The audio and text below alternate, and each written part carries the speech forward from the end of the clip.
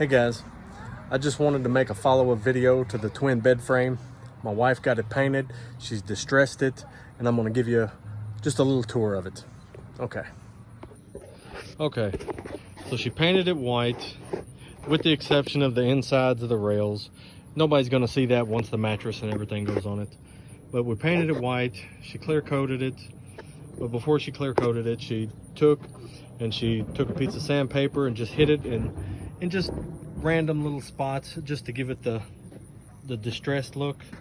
And it's all around on all the rails, even the footboard.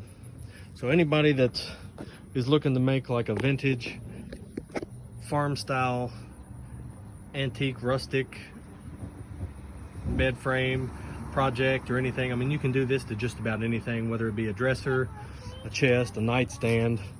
We've done it to a lot of stuff in our home, and we've done it to a lot of different stuff and made a lot of money off of it. So if you want, please click the subscribe and give us a thumbs up and like the video. Thanks for watching.